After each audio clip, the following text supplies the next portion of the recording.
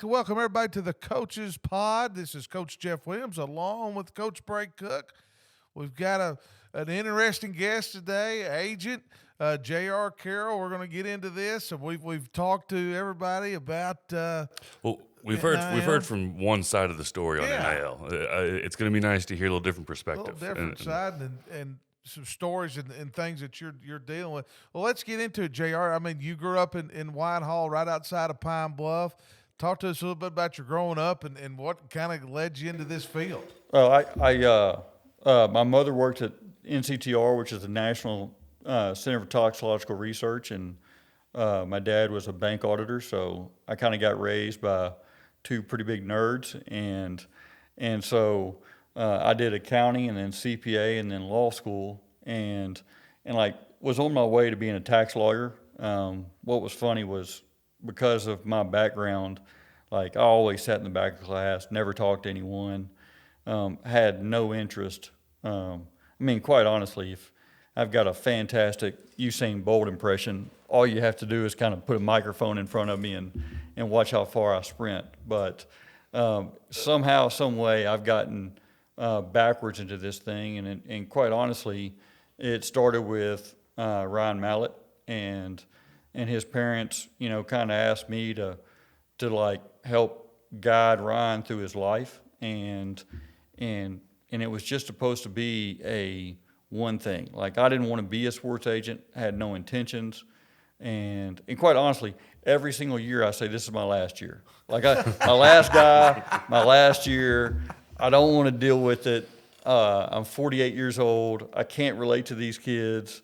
What's funny is, when I started doing this 14 years ago, I thought, well, I'm young enough, I couldn't back then. I just didn't know it. Too much ego to think that I was cool enough that I could, no.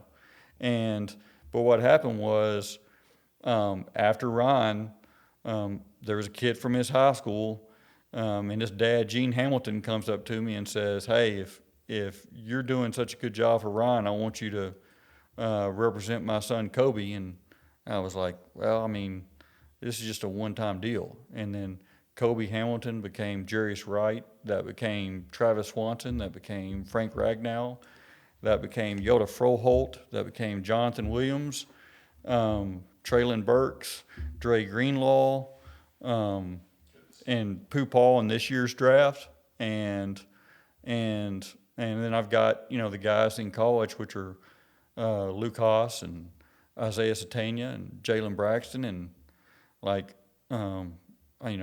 keep saying that I'm going to quit, and I keep finding guys that that I think have a need for what I'm going to provide, which is very plain spoken talk. And I spend most of my days talking to CEOs of either small companies or Fortune 100 companies, and I treat them just the same. And either they like that or they don't. But quite honestly, most of the guys I represent, that's what they're looking for. They're not looking for someone to tell them what they want to hear. They're telling them what they need to hear. And most of their parents, that's exactly quite honestly, that's what they've heard from most of their parents almost their whole life. It's the guys that think that they're the greatest thing in the world and want to be told they're the greatest thing in the world, that them and I have a 5-minute conversation, and then after 6 minutes, we both agree that that's not where they need to be.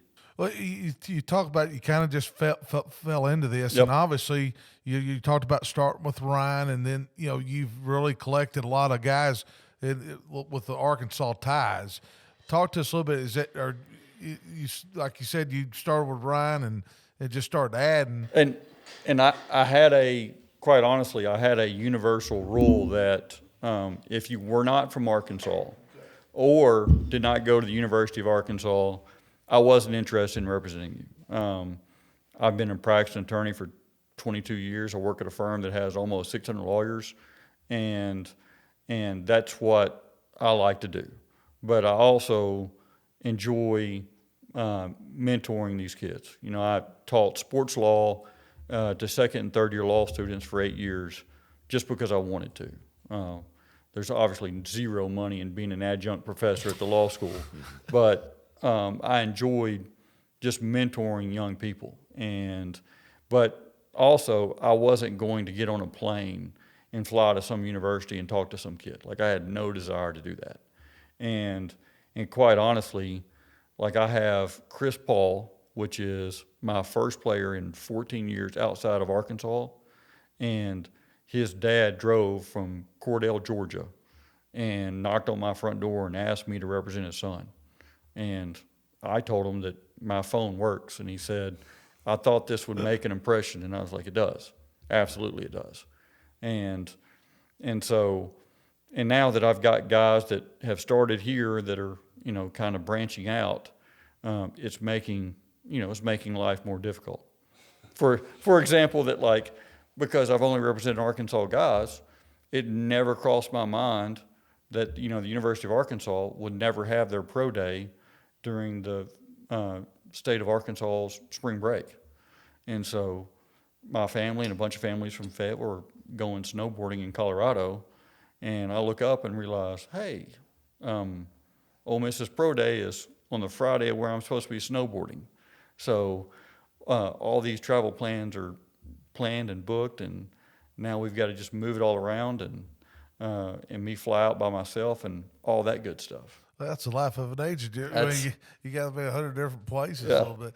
Well, Brady's going to talk to you a little bit about the NFL and your clients in different situations.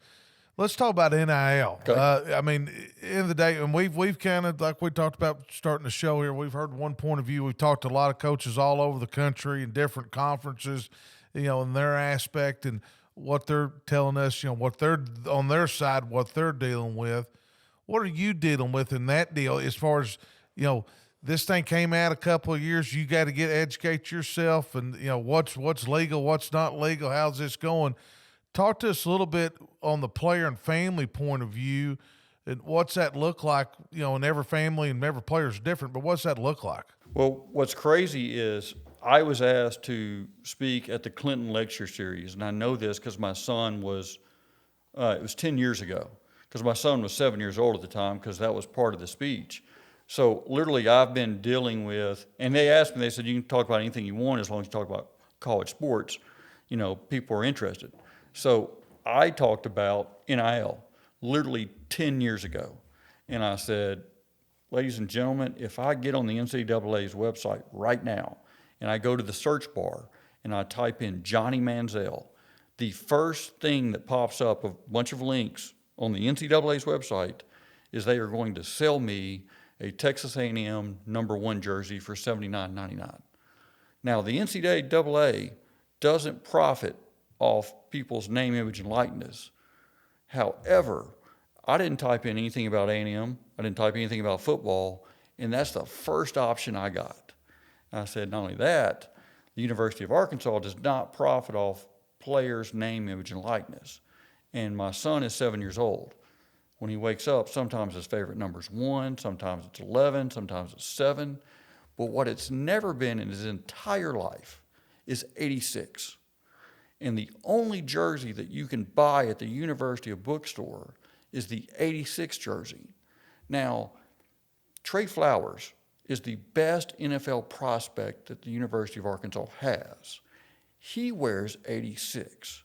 But since the University of Arkansas does not profit off a player's name, image, and likeness, it must have been a coincidence. They must have put just 100 bingo balls and they spun them around and they happened to hit on the most popular player on the team. And I said, I think that some plaintiff's lawyers, because I just do defense work, may get a hold of this and find all of these facts very, very suspicious. And sure enough, I think the settlement with the NCAA was a couple of billion, almost $3 billion. And so, you go to that to when NIL first starts. And what was funny was when NIL first started, you had all these opportunities for these players. And Treylon Burks was the most high-profile player at Arkansas. And he trusted me enough that for the first 3 months, he had no NIL deals, because it was like, we will pay you $250 to do this, $500 to do this. And even the University of Arkansas called me and said, why doesn't Treylon have any deals? And I said, because you all have starved these players from what they deserve for so long. They're willing to drink sand because they can't drink water. And I'm not going to let Treylon drink sand. And like, we'll eventually figure out what his market is, but it's not $250. And I started a mantra with Treylon that now all my players, and when I see my players repeating it to other people, especially when it comes to NIL, it makes me super happy, which is we don't get caught tripping over dollars chasing pennies. And if your production on the field suffers because you're chasing NIL money off the field, then you've lost focus of the goal. The goal always has to be. And what I've also found was when I first started doing this, they're the most marketable during the season. And I had a rule with all the advertisers, all the marketing people that would call in from New York or LA or whatever. I was like, hey, you know, we can do whatever you want, but it's got to be shut down August 6th. And they're like, well, that's crazy. That's actually the time we need to be ramping up. And I said, I'm not going to have my guys doing something Thursday before they play LSU on Saturday.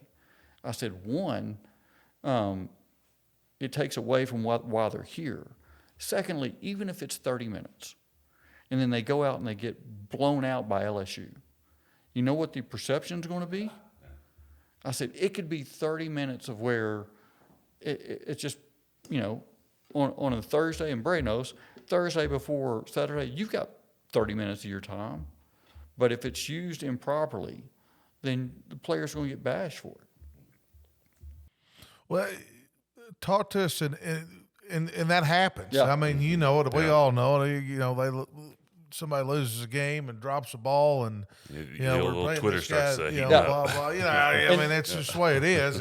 But talk to me a little bit going into this thing, because you know it was so unknown. Probably when Treylon was there, you know, it was just coming out, and now it's kind of changed. What's the changes that you've seen? I mean, obviously money has gone up and different things like that. But what have you seen, say, since Treylon to where we are now? So I really think that what happened was the NCAA just kind of stuck their head in the sand and said, we're not going to deal with it.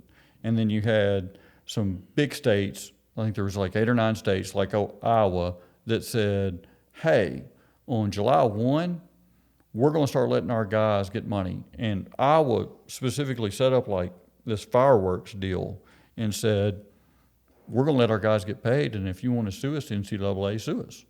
And so like on June 30th, with no rails, no barriers, no guidelines, the NCAA just said, okay, basically, we're going to decide that they can now get paid.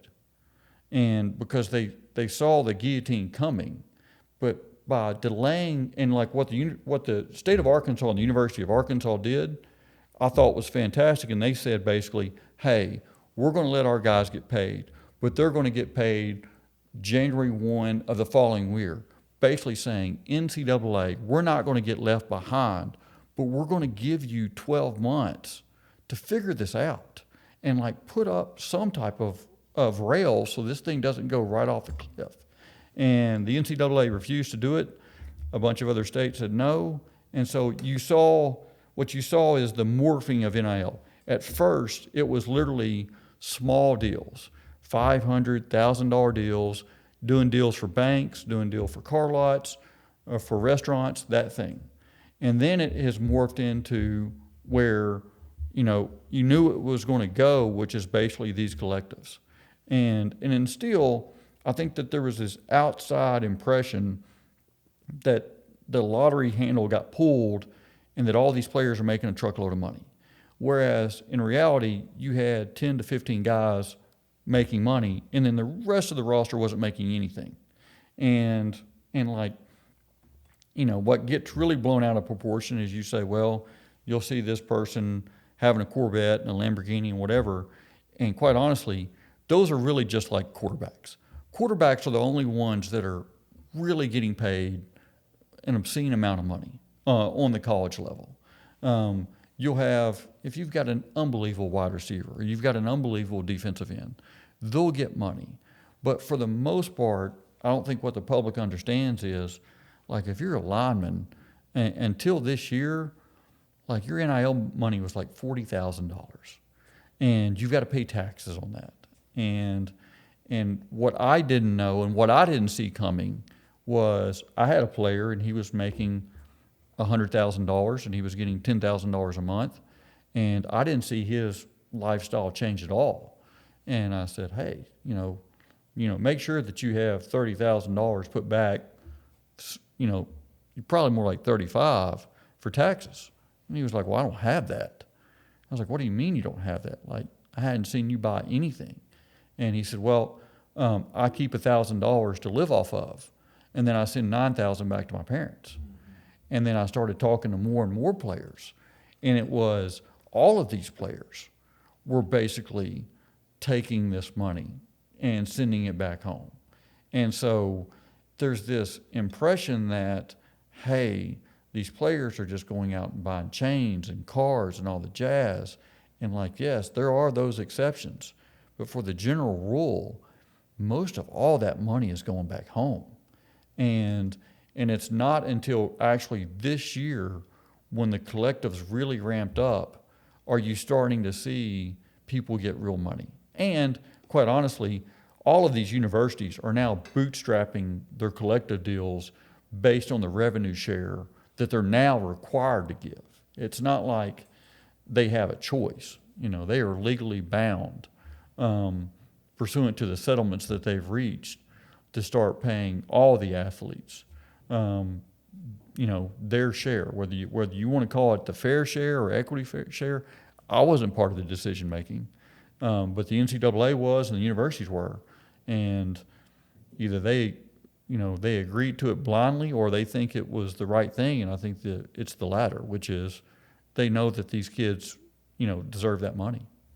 Well, let me ask you this. We had talked to a lot of guys that are kind of going this model, NFL model a little bit. Mike Lombardi there at North Carolina with Coach Belichick, and University of Arkansas just hired a new GM also. And we've talked to different coaches, and because you deal in the NFL all the time, the market's here, right, at positions. And what we're getting back is, obviously, like the left tackle in the NFL is getting paid more than the right guard. Obviously you brought up the quarterbacks are going to get paid more than a safety.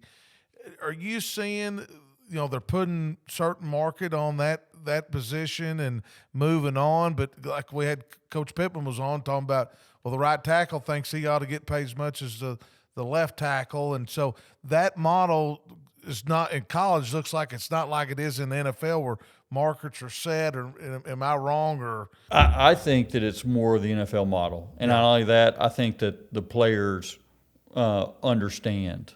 And that's I never understood the argument that, like, hey, if you pay your quarterback this, then the line's not going on a block for them because they're not making very much money. And I'm like, that doesn't make any sense, because if they're any good, in 12 months, they're going to be playing for a quarterback that's going to be making $50 million a year, and they're going to be on a rookie contract of making $1 million. Yeah.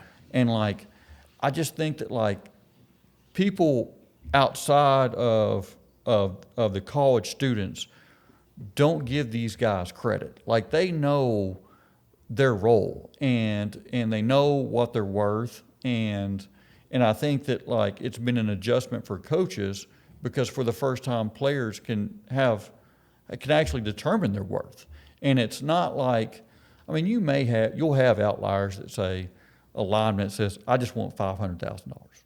And it's like, why? Because I feel like I deserve it. But for the most part, and because, quite honestly, there's just a lot of tampering that goes on, everybody knows what their market value is. And quite honestly, it's not, and I think that's one of the main reasons why Saban left. It's not, the players are not doing this, and they're not moving around for compensation, because they can get paid anywhere. So compensation is usually really low on the players' list. Number one is playtime. Yeah. And so Alabama's had to come with the grips of, I've got a 5-star, I've got a 5-star backing him up, and I have another 5-star if either those 2 5-stars don't get happy. And now what Alabama has realized is that second 5-star realizes he's a 5-star and realizes that I can make just as much money at Alabama as I can at Ole Miss or Arkansas, but I can play. And it used to be where your best athletes 20 years ago, if they were your best athletes in high school, then they were on the baseball team, basketball team, football team. Automatically. They were 3 sport athletes. And now to compete, you're seeing these guys at an early age just play football. And so you can't take kids that starting in 8th grade drop basketball, drop baseball, and just focus on football, and then get them to college and say, you need to wait 3 years. Yeah. Like, that's just not going to happen. And quite honestly, if you see it in baseball, baseball is a perfect example of, like, the University of Arkansas. It's like, hey, we think you're going to be awesome, but you need to go somewhere else and show us that you're awesome, and we'll bring you in. And, you know, the University of Arkansas's catcher has, for the most part, always been like a senior or a 5th-year senior. And, I mean, rarely in the ranks are you now, at least in baseball, bringing a kid all the way up from a freshman to, unless they're pitching. But, like, if you're a position player, like, it's like, hey, you got to go make your bones somewhere and come back. Wow. Bray? I guess you talked about shooting players straight and being honest with them is what they're looking for, really, at the end of the day. We've heard so many stories about these kids in high school being recruited, don't really know how to navigate this, and so their uncle's going to be their agent, right, asking for 30%. How do you navigate that as a high school athlete? Okay, I am a 5-star, I'm a 4-star. Are there agents coming out and seeking those kids, or do they got to go find somebody? No, absolutely. It is. That's the only really, really bad thing about the NIL is it's become the wild, wild west. Yeah. And like in the NFL, like you have to take, you got to take a test in Washington once a year. And it's a fairly stringent test. You have to do a massive FBI background check. Like when I did mine, it was with 3 ex-FBI agents, and they grilled me to high heaven because besides me, the only other James Carroll who ever has passed the bar at Arkansas was disbarred and committed like 50 different things of malpractice. Sure. And like literally, they thought that like this guy had gotten disbarred from the legal practice, and so now he wants to be an agent. And Goodness. So the first question was, hey, did you commit this malpractice in 1987 by drafting this deed? And my response was, I mean, I think I would be in 8th grade at that point, so that would be malpractice. And their response was, can you please answer the question yes or no? And I was like, whoa, like this, wow. And so basically they walked me through this other person's malpractice when I was literally in elementary school. And I had to answer yes or no, whether that was me. And I was like, okay, I mean, I guess it doesn't help that I would tell you that I was 6 years, and they're like, no, it doesn't. Like, okay. And so that's the problem, is you have a lot of guys getting really, really bad advice. And quite honestly, when it comes to NIL, because of that, I don't charge any of my clients any money, because I would rather them get good advice than pay for bad advice. And because there's rules and regulations with regard to being an NBA agent. There's rules and regulations with regard to being an NFL agent. Like literally, you can wake up tomorrow and start a Facebook page and say, I'm an NIL agent, and unless somebody doesn't do their homework, they don't know any better. And so you have a lot of people that, and I understand the universities get frustrated because you have a lot of people that just say, hey, they've read on somewhere that X player got X amount of dollars. And so their son or daughter deserves that much money. And it's like, first off, that person didn't get that much money. And second off, your son or daughter barely got a scholarship. So like, there's a pecking order to this thing. And what I will tell you this is I've seen it now morph into this model, which I'm kind of pretty happy about, that more and more universities are structuring their NIL deals based on their depth chart. Yeah. And so it's like, hey, if, because, I think that, we have some universities, like I think the University of Arkansas, where we were giving NIL deals to walk-ons. And it's like, they're a walk-on for a reason. Like, let's, I'm sure they're super nice guys, but that's not where our money needs to go. And quite honestly, I think that, one, Arkansas, for whatever reason, is one of the last universities to hire a GM. And they were just slow to get to the business model. Now, I don't know this GM that they've hired from Adam, but he's got credentials out the wazoo. Yeah. And I don't know how we convinced that man to leave Boston to come here, but he's got some really, really good credentials. And I think he will treat this like a business, because it needs to be treated like a business. It needs to be taken completely out of the coach's hands. Like the Ole Miss model, their GM oversees all budgets, including the coaches' salaries budgets. And Stanford, their GM, I think he even oversees decision makings on who they recruit by the coaches. And it's just one of those things where you have to get to that NFL model to be successful. But what I try to tell people, at least from Arkansas, is it's a brand new day. Like, this is the first time, if it's done right, that Arkansas can compete with anyone. Because Arkansas has historically been successful when they have a bunch of in-state kids that happen to be good that stay home. And now, which is kind of what, drove Saban out of the business, is now it's, geographically, it doesn't matter. Yeah. You saw Kirby Smart complain about Oregon's NIL. And he literally said on the microphone, I wish I had Oregon's NIL. Because Phil Knight said, I want to go win a national championship. Yeah. And so you saw 3 guys from the Southeast who would have never traveled 2,000 miles to go play football in the rainy Northwest, all pack up and go to Oregon. And it's because most likely they were guaranteed early playing time and a big check. And you saw Oregon this entire season be nationally relevant. And what I try to explain to people is NIL doesn't win you a national championship, but it gives you a seat at the table. Whereas if you're not relevant in NIL, then you're not even at the poker table. Like, you don't get to play for the ring.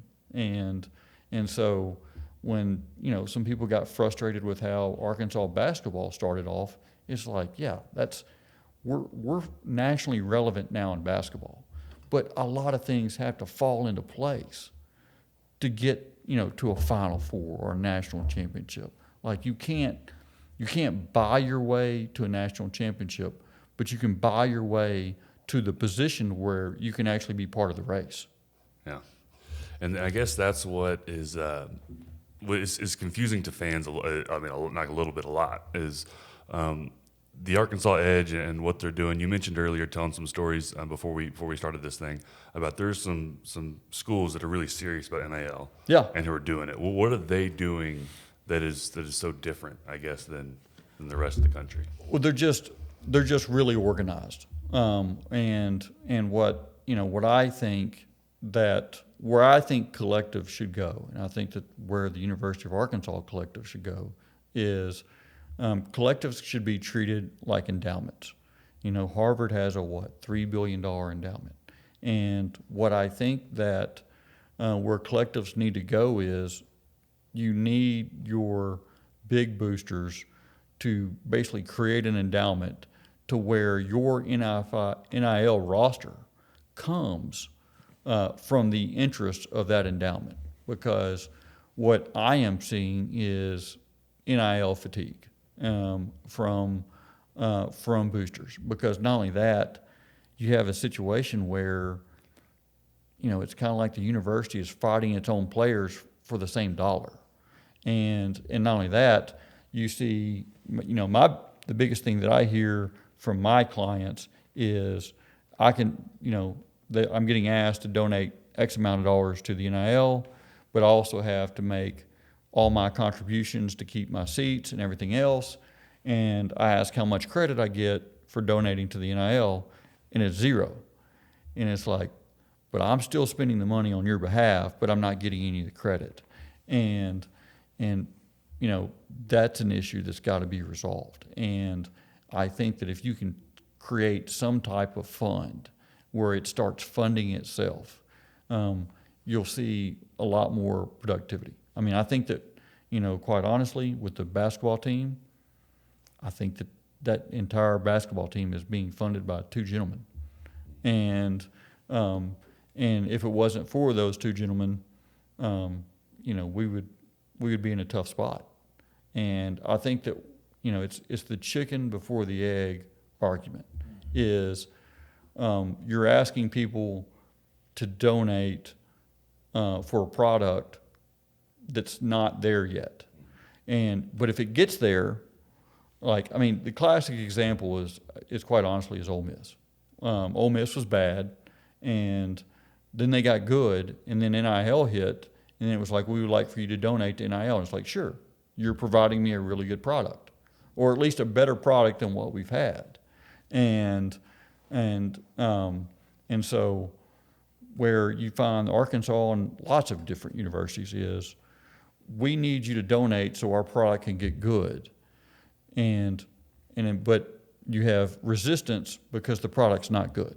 And it's like, as soon as the product gets good, I'll be more than willing to help. And it's like, well, if you don't help, we'll never get there. And so it's this vicious circle that we have to get out of. Let me throw something out of football in. I've heard this too.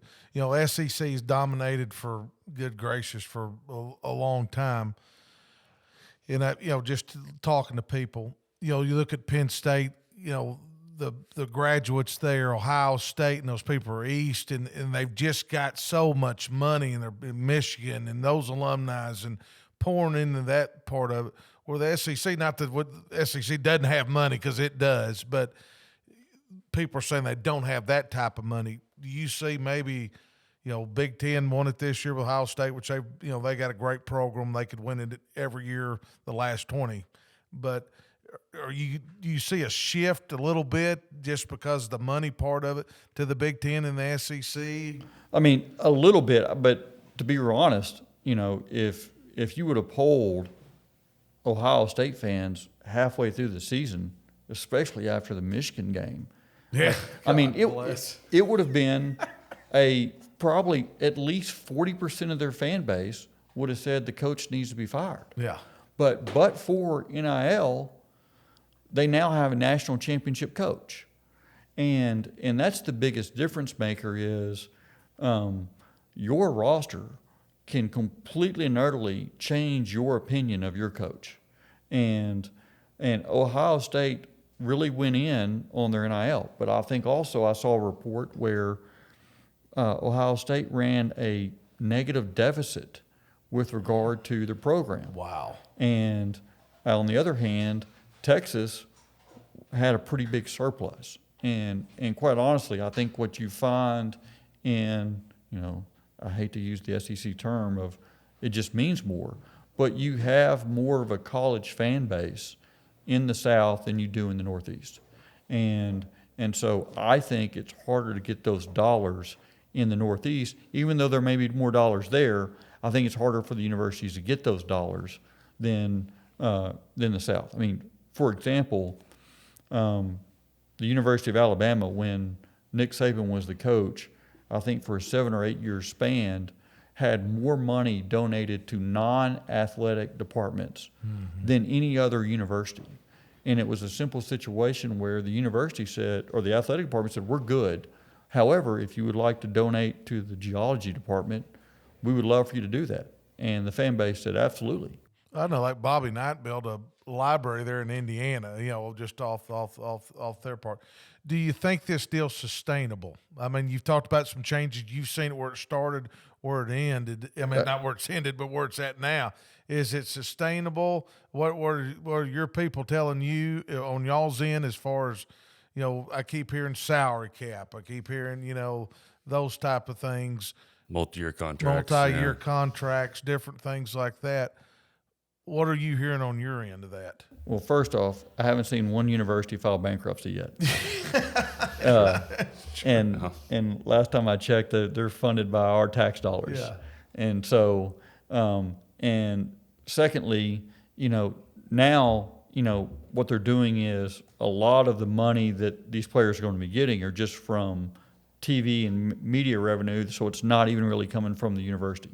And what it honestly does for smaller schools like Arkansas that are in the SEC, that automatically puts us on a plateau above, a little bit above Big Ten schools. But once you get, and then there's a gap between Arkansas and the ACC schools, but then quite honestly, Arkansas, will recruit against if they really like the player against a UAB or Memphis or a smaller school, like if the kid's from Memphis and it's coming down to Arkansas or Memphis, well, just from being in the SEC and having that revenue share, we're going to dominate Memphis in the NIL. So all of those battles we should win. And then it just comes down to, I think it's completely sustainable. What I'm really curious to see is, does it more of a shift on, since this is Coach's pod, is there more of a shift to an NFL model when it comes to coach's salary? Because quite honestly, there's a lot of really, really good coaches out there. And if you give me a $2 million coach and an $8 million roster, you can have your $10 million coach and zero budget on your roster. And I'll take the $2 million coach all day long. I mean, the best example that I can give you is, I think universally everybody says Bill Belichick's the greatest coach ever. He had a hard time winning games when he didn't have his quarterback. And then when his quarterback went looking around for a job, everybody and their dad wanted to hire their quarterback. And then when the greatest coach of all time, and there were 6 to 8 job openings that year, nobody wanted to hire the greatest coach of all time. And when the new job cycle was coming up for NFL, there had to be phone calls made, and it looked like that was probably going to be a miss as well. So now the greatest coach of all time is now coaching in college. Yeah. And so I think that, I think some coaches should make some hard determinations as to, hey, would I rather get paid $8 million, or whether I'd rather get paid $3 million with the guarantee that $5 million is going to my NIL budget? Because as we've also seen with NIL, there's more pressure on everyone, coaches. Yeah. And so it's one of those things. Would you rather have a 3-year career where you better get it done in 3 years, or would you rather take less money, have a better roster, and may turn this thing into an 8 or 9 year career? Because at the high end, which is what Arkansas and the SEC is, high end, you usually get one shot, and if you're successful, then you get another, like Dan Mullins. If you're successful at Mississippi State, you get a shot at Florida. If Dan Mullins was not successful at Mississippi State, he would have probably been one and done on the SEC or that comparable stage. And so, I would like to see, some coaches take some responsibility and say, I need these players to look good. Yeah. Bray? That's such an interesting, you look at the shift from college, it is turning into the NFL. And, we talk to all these coaches all the time, and it's a full-time job to sit here and try and scheme up Nick Saban. or any other coordinator in the SEC. It's a full-time job to go recruit before NIL. It's a full-time job to make sure these kids are, behaving and growing and their academics, and God forbid, they get their degree, and all this stuff stacked on top of each other. And now they're trying to balance all this money on it. At what point does coaching just become football? And you hire those staffs. You have you have the GM. When does that money get cut from the coaching staff? And I'm starting to see that a lot more in NIL, in the fact that I'm starting to see coaches literally have nothing to do with NIL. My phone calls are hardly ever with coaches, and if a coach happens to call me, it is very vanilla in the fact that it says really interested in the person you represent. Thanks. And then terms, proposals, things like that, the coaches have nothing to do with.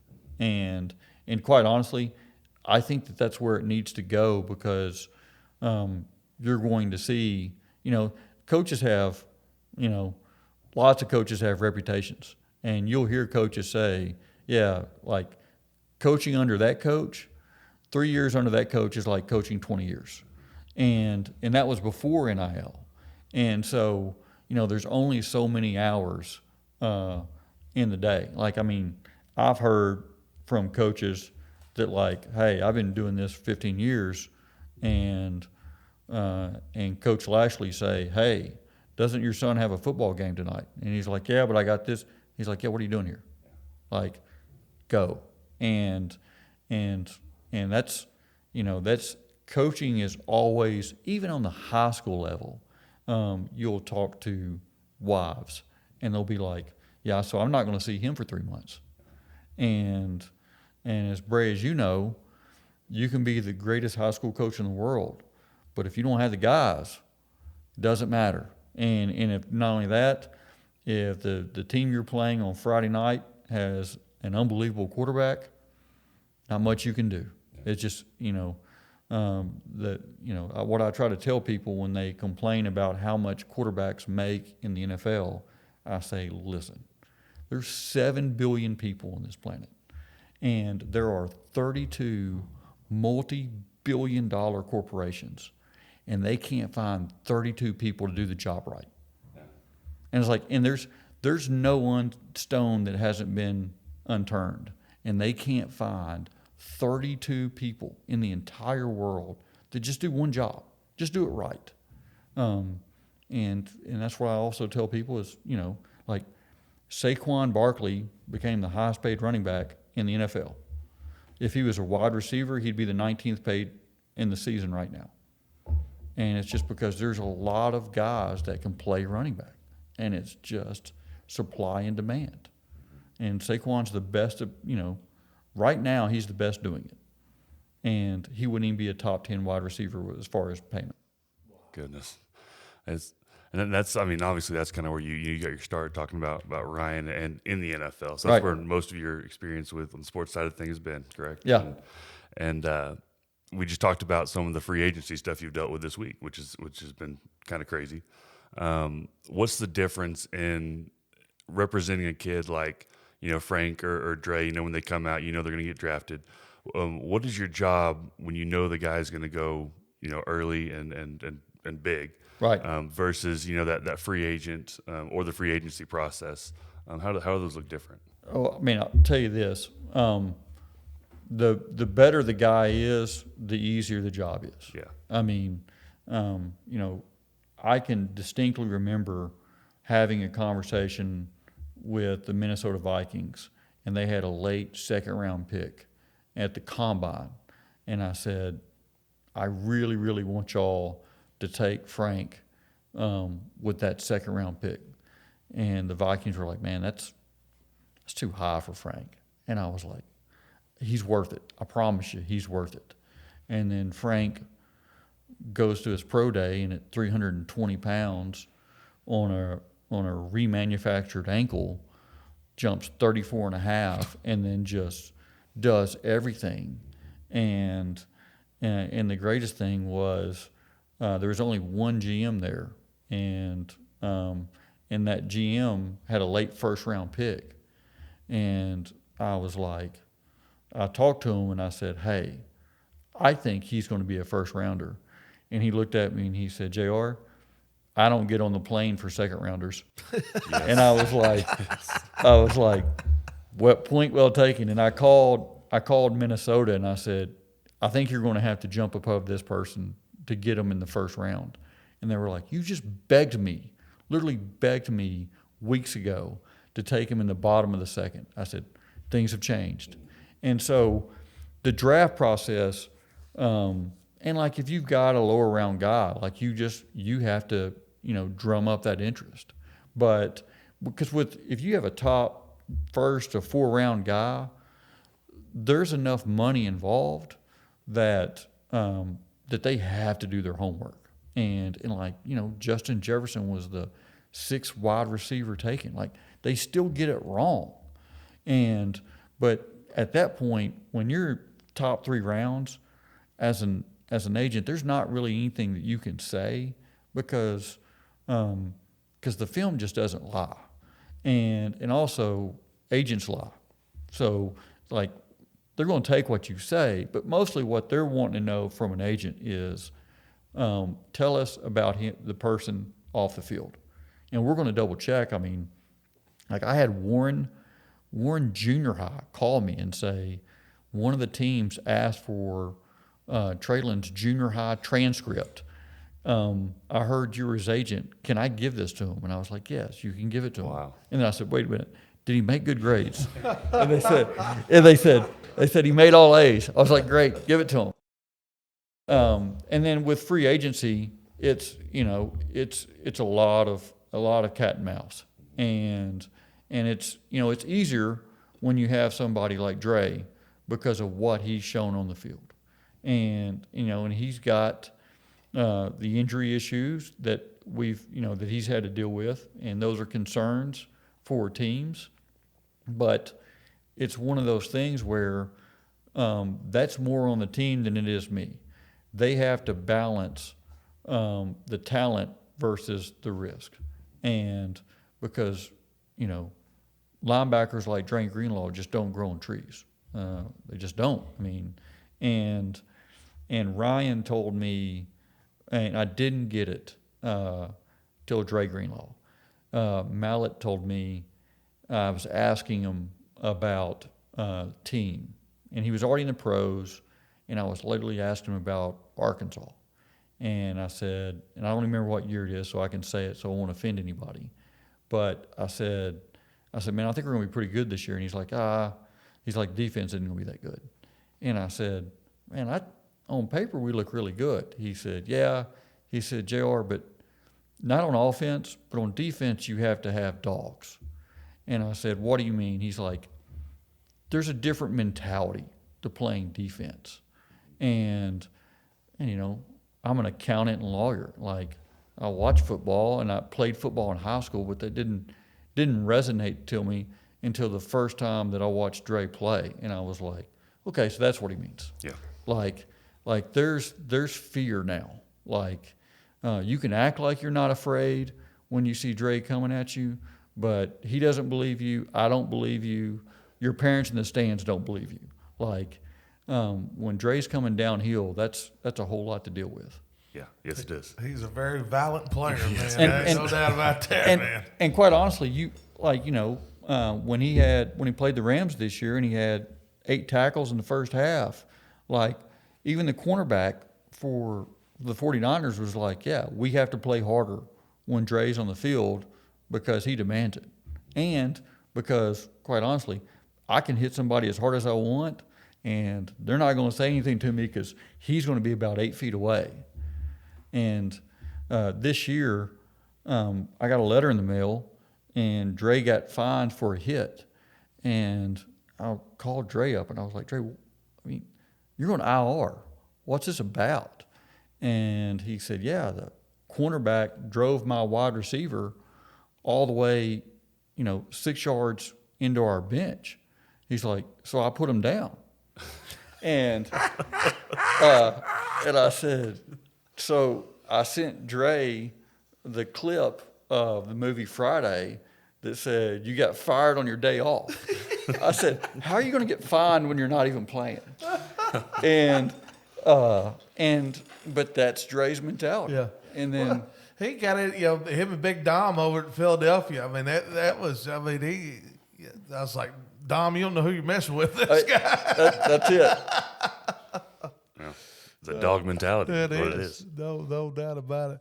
Well, if you got to have a kid coming out, say I got a high school kid or whatever, a 5-star, what are some advice would you give to them, maybe even as a parent, but as an agent? And, we don't project people's future, but, you can kind of tell they've got a chance to maybe even go to the next level. What's your advice in them in choosing a college? What's your advice in going through all this process? Well, quite honestly, I think it's a lot easier for the kids now than it is before because, as Bray will tell you, when you're going through the recruiting process, coaches will tell you everything and anything to get you to sign.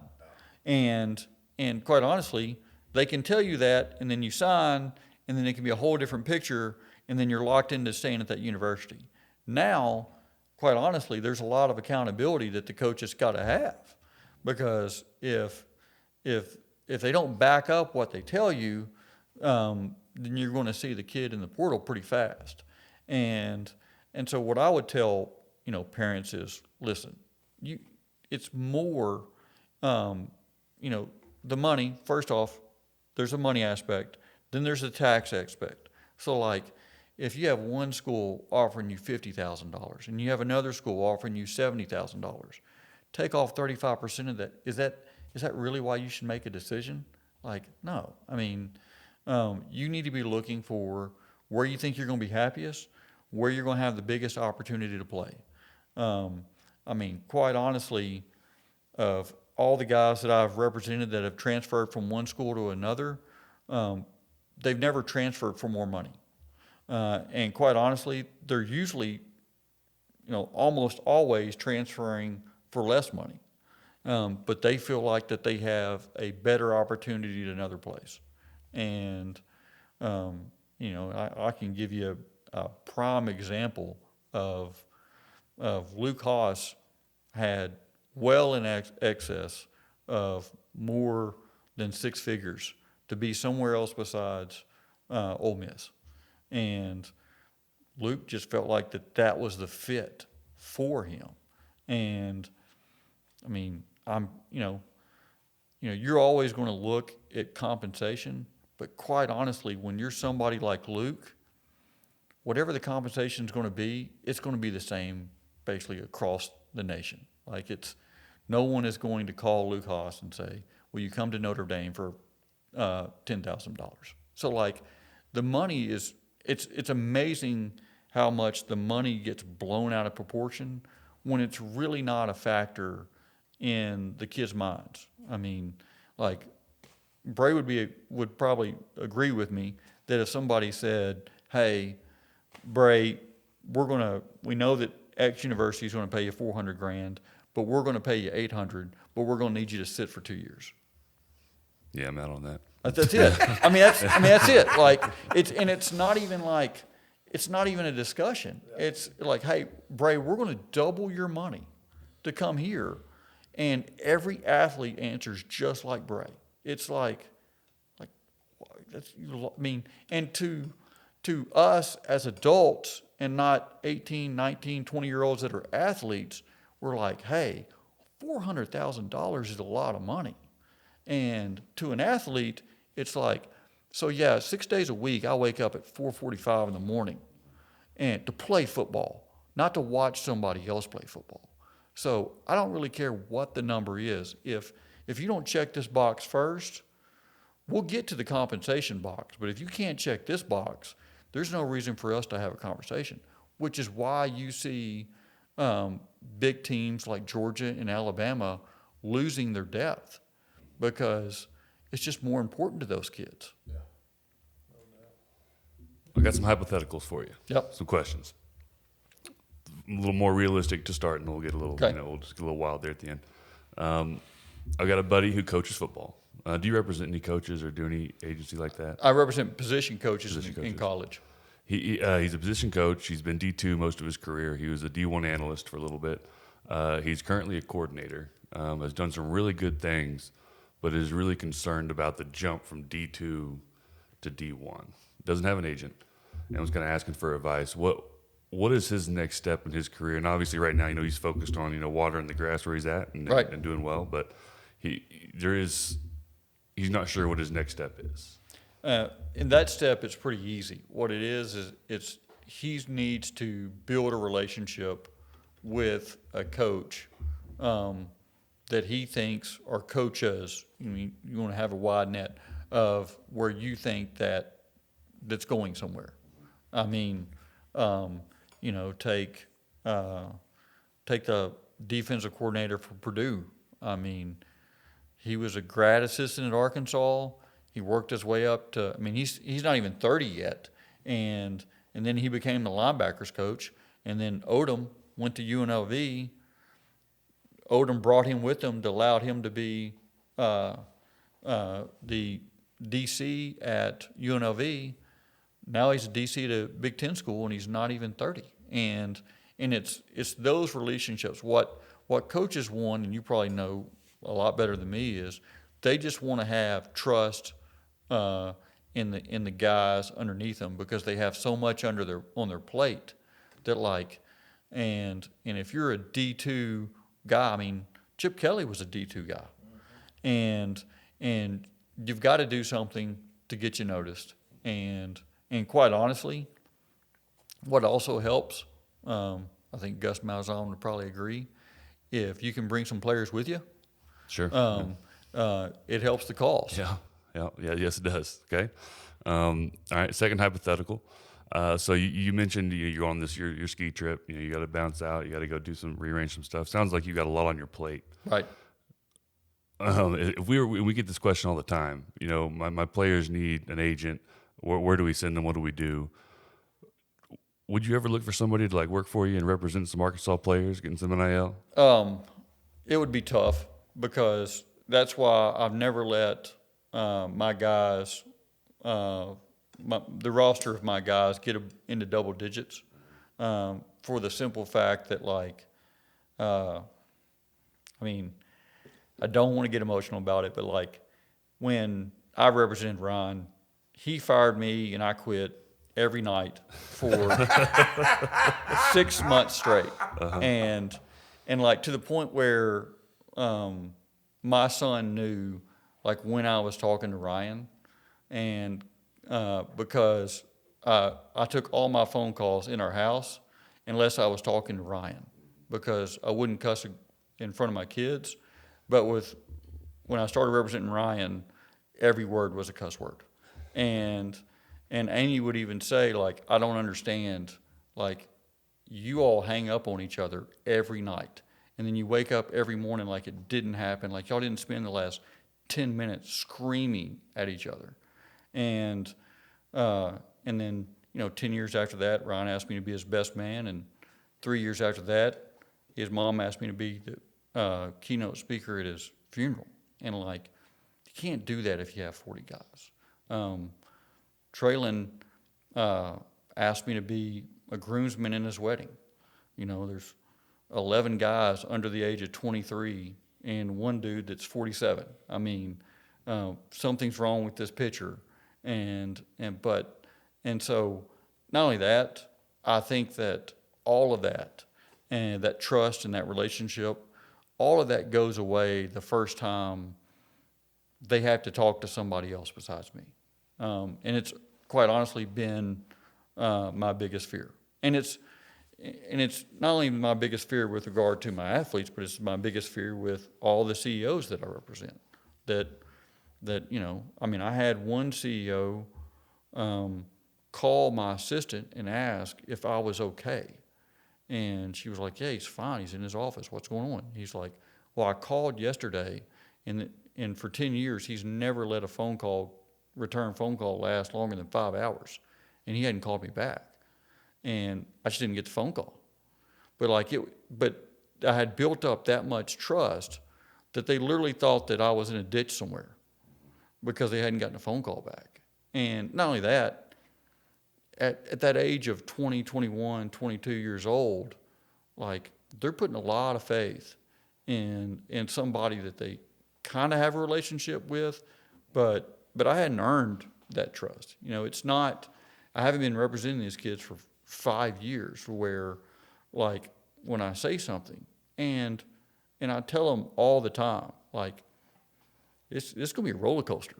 If you think that the only thing that's going to come out of my mouth is good news, you just need to flush that down the drain. Like, you're going to hear a lot of bad news from me, and you've got to be man enough to take it. And trust me when I say this is the path out of the hole that you're in. Yeah. And talking on Ryan, that was one of the first interactions I had with you was at his funeral. I thought you did an incredible job. That was, he talked about you all the time, but then when you're up on stage telling the stories like you did, I was really impressed by the authenticity of y'all's relationship and I guess how you were able to really capture who he was. Yeah. You did a great job. Third hypothetical, got a former athlete, offensive lineman. He's got really good hands. He can be athletic. He could lose the weight by the time rookie minicamp camp gets here. Would you represent him as a tight end spot in the NFL? If they just get him into a camp, that's all he needs. He's going to make the team. Well, I mean, you know that Jason Peters went the opposite direction, and it worked out pretty well for him. Yep. And I think he finally hung up the cleats at 42 years old. Yeah. So you're saying there's a chance? There's a chance. Yes. There's a chance. All right. That's all we needed. Hypotheticals, good. Well, he's Done. been working hard too. This guy's been working really hard on this, and I, you know. Well, you were there at the flag football, and we were getting after it. I'll tell you this. I was shocked. I did not expect. I can honestly say I did not expect to see that athleticism out of you. Yeah, well, they were there. You know, they do that all the time. They're like, I don't get to do that. I don't get to catch passes from NFL quarterbacks. It was go time. That's awesome. And quite honestly, a lot of your teammates had let themselves go. Sure. So, that's true. So not naming any names, everybody out. So you were needed. Yes, there's no doubt. Oh my goodness! So, well, let me ask this, kind of change it a little bit. And everybody has this in every workforce, whatever. Are there certain GMs you just dread calling and are harder to deal with than others, or you just build those relationships over the years? I mean, everybody has that dreaded phone call. I really don't want to call that guy. It's, to be honest, most of them aren't bad. Yeah. And quite honestly, when you do kind of the cutthroat corporate defense litigation stuff that I do on a day in, day out basis, talking about, because quite honestly, we're not talking on my level. I'm not talking with a coach about a football player. On my level, I'm talking to a GM about one of its employees.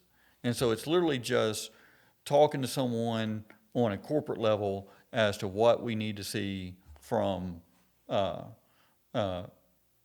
player.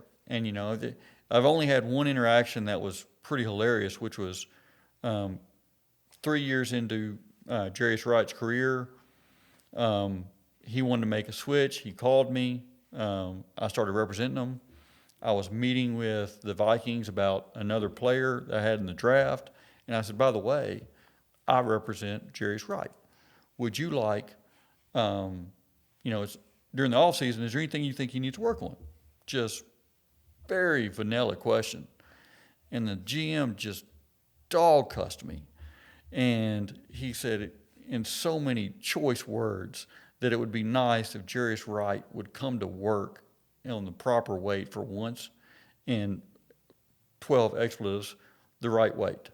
And so I called Jarius as soon as I got in the hallway, and I was like, hey, I just got dog cussed. What is this about?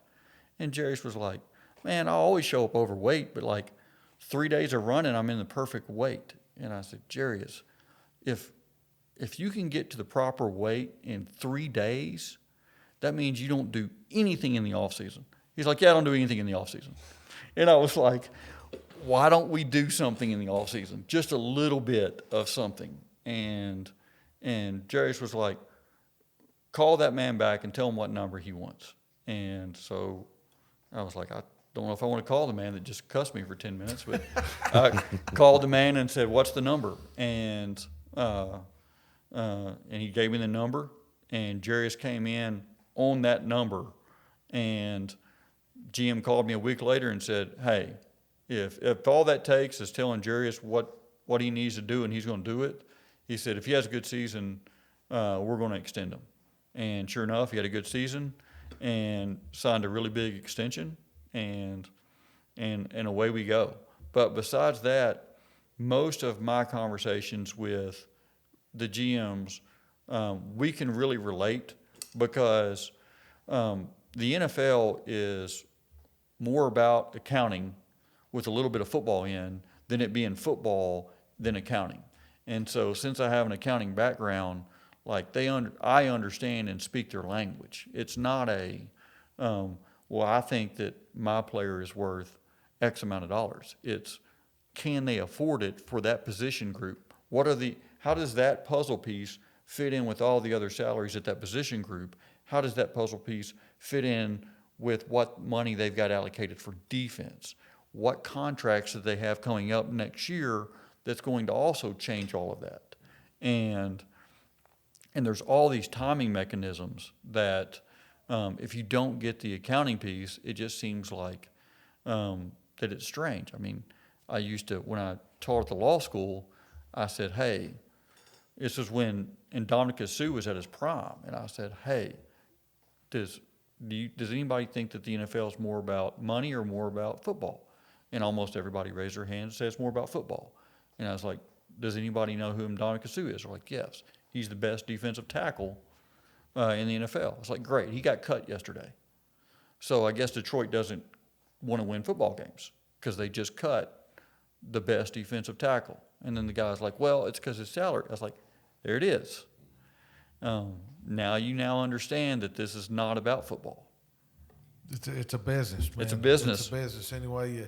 They play football on Sunday and they practice a little bit here and there and meet, but at the end of the day, talk to our audience a little bit about salary cap, because people don't understand. You just kind of went over it, like just, of course, Dallas Cowboys, they're getting killed right now because, free agencies and all that kind of thing and losing guys.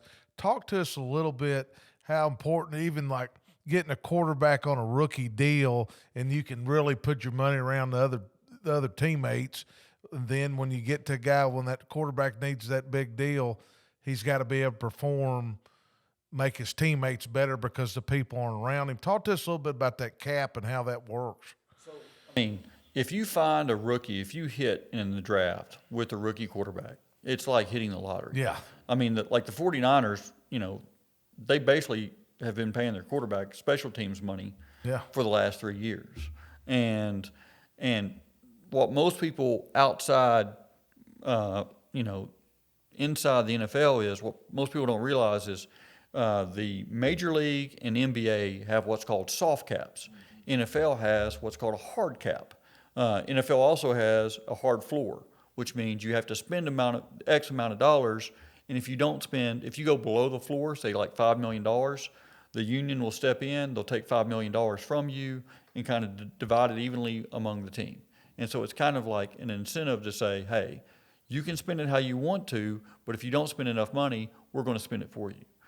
The flip side of that is if you have a really good team, a competitive team, and say you have 3 cornerbacks that go down and you need to re-sign a new cornerback,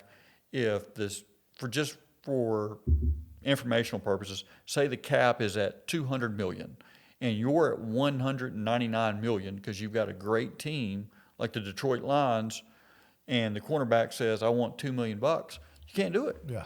And so whereas if you're the Yankees or the Red Sox and the cap is $200 million and you want to sign, and you're at $199 and you want to sign a guy for $40 million, you sign the guy for $40 million and you pay what's called a tax, and the tax goes into the lower team salary's pocket. Now, what's crazy is like the Pirates haven't been good for a while. Yeah. But the Pirates are one of the most profitable teams in Major League Baseball because they get all of that tax money. And not only do they get all that tax money, there is nothing in the Major League CBA that says they have to take that money and put it in their roster. So if the Yankees turn around and pay the Pirates $20 million, they can just put the $20 million in their pocket. And quite honestly, the Yankees would prefer that you take the money and just profit it because they don't want to spend money on watching your team get better off their dollars. Yeah. And so the NFL has to be very, very, you have to be, the expressions, salary cap hell. And it's true because like once you get up against that borderline, you're stuck there until you can make changes. And you just can't cut guys. There's a lot of, what's called dead money, that money follows those salaries even though they're no longer on the team. And so now you're paying 7 or 8 guys, at least from an accounting purpose, that you have to recognize on your books who's not even there helping the team win games. Kind of like a Russell Wilson situation. That's it. Yeah. And everything.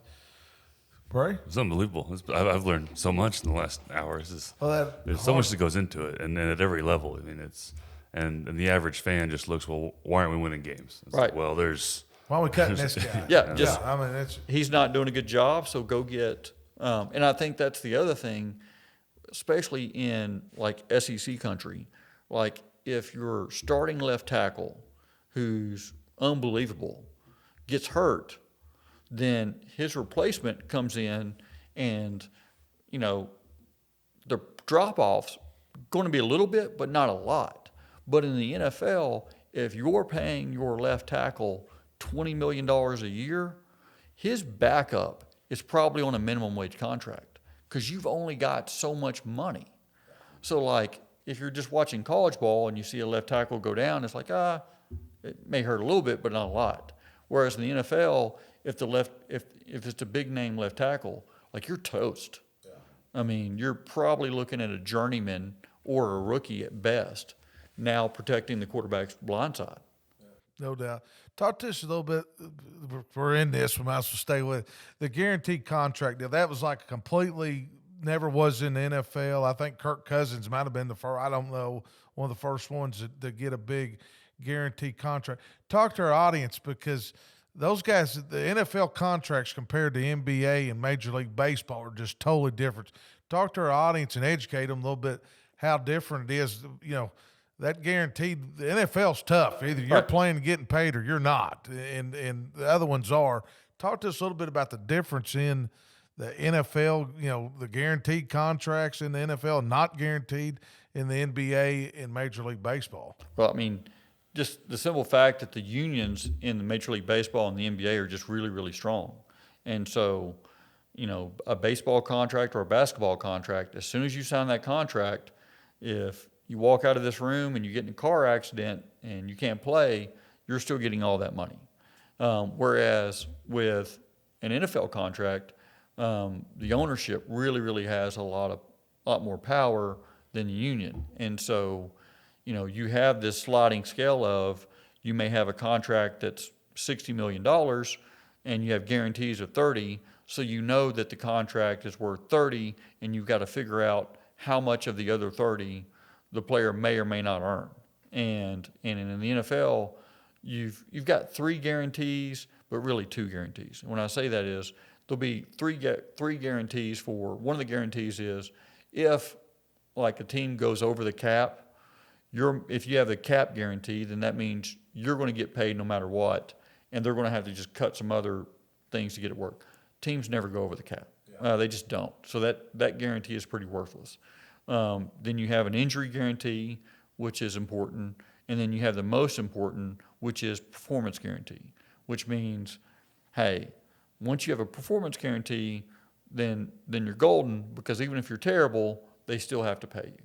And what you'll see is with most NFL contracts, if it's a 4-year deal, you'll have guarantees for sure in the first year, most likely in the second year, maybe in the third year, maybe not. and in the fourth year it's not. So what they can do is two things. For accounting purposes, this is really getting into the weeds. Say if you have a $20 million signing bonus this year, you don't have a $20 million hit on your cap. You get to spread that hit all the way across the years of the contract. So while you may pay someone $20 million, their actual cap hit with regard to the signing bonus is only $5 million. So you can imagine that, like, you now got 15 other million. You may have spent the money, but you have 15 other $1 million you can spend to bolster your roster. And not only that, say on the back end, on that fourth year, that person's salary may be $15 million. And you know at that point, one of two things are going to happen. Either that player is still playing in a level that person is worth $15 million, or you can cut that person and you save $15 million. And, it's the best part about it is what teams also know is the salary cap has always gone up every single year. So while in 2025, $15 million for that player in 2029 seems like a lot of money, when they get to 2029, it's probably not. It's one of the most beautiful things in the world is every agent is like, I signed so-and-so player to the highest contract for that position. Like Frank Ragnow was the highest contract for that position. And the key is next year, somebody else is going to be the highest paid at that position. Let me ask this. I'm into this Yeah. thing. So, to me, if I'm an owner, and I know different situations, I'll give an example. Micah Parsons, he's coming up for. Is it better off for those guys to sign those guys quicker because the market's going to keep going? Myles Garrett just said it the other day, and on the defensive guy pass rusher, that market's going to go up completely. And I keep hearing, I heard J.J. Watt on Pat McAfee talking about you need to sign those guys like that, long time, maybe a generational player, need to sign those guys early because the market's just going to keep going up and it's going to kill you in the cap. And that's the thing. That's what you have to balance. And it's a pretty tricky balance. Yes, it's going to go up. I mean, I still remember when Amari Cooper signed that big deal with the Cowboys, and then like 2 years later, when he's at Cleveland, they're like, oh, well, he's playing for pennies. And it's like, well, I mean, 20 months ago, everybody was looking at the Cowboys like, why did you sign him to such a big deal? And now it's like, wow, what a deal Amari Cooper is.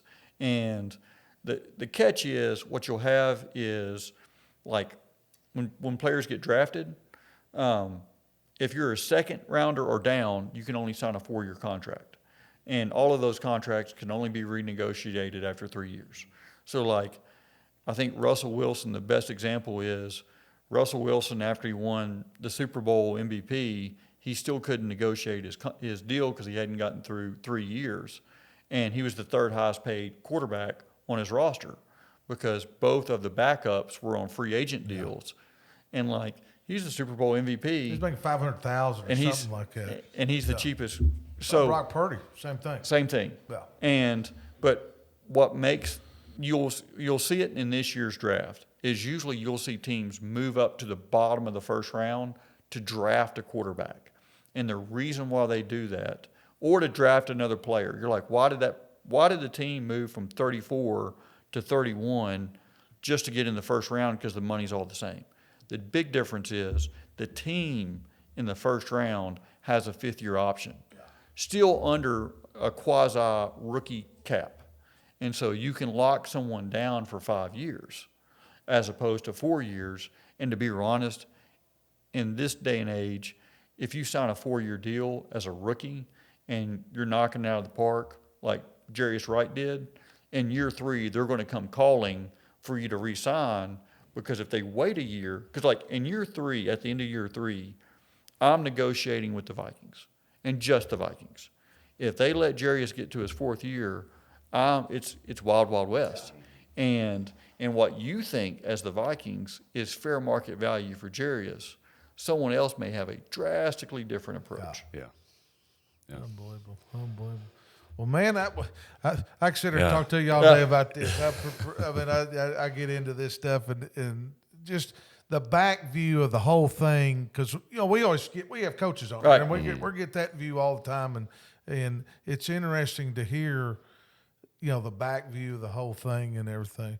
Well, JR, man, I appreciate you coming on and taking time. No problem. Here's a gift card, a $100 gift card to All American Steakhouse, and go have a steak and maybe sign a cup. Maybe sign Bray over there a little bit, and he can come out and play a little bit. But really appreciate you coming on and educating our audience, because we get questions all the time about different stuff, and getting a different point of view on the coach's point of view is just outstanding. No problem. That's great.